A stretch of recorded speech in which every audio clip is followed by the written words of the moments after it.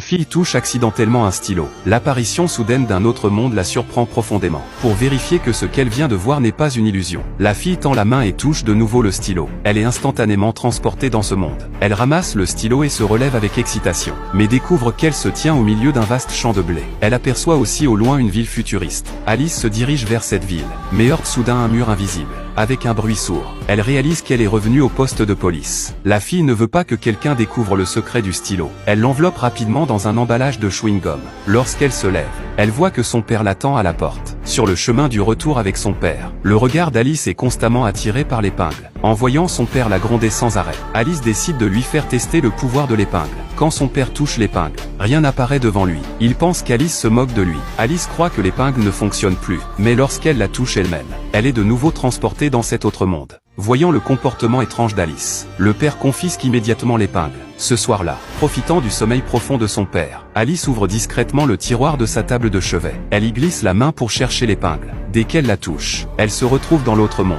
En voyant réapparaître le champ de blé doré, Alice avance avec excitation, mais est bloquée par un mur invisible. Elle tâtonne sans cesse avec ses mains, supposant qu'il s'agit du mur de la chambre de son père. Elle longe lentement la paroi, et finit par atteindre la porte. À cet instant, plus rien ne bloque son passage. Mais au moment où elle s'apprête à marcher vers la ville, elle tombe du deuxième étage au rez-de-chaussée. Alice veut toucher de nouveau l'épingle, mais compte tenu de l'espace étroit dans la maison, elle décide de la ranger d'abord. Puis elle sort son vélo dans la rue. Alice touche immédiatement l'épingle, et constate qu'elle fonctionne toujours. Elle se rend alors à vélo dans un espace dégagé. Lorsqu'elle touche l'épingle, quelque chose d'incroyable se produit. Alice arrive dans cette ville futuriste. Les gens y volent dans les airs à l'aide de jetpack.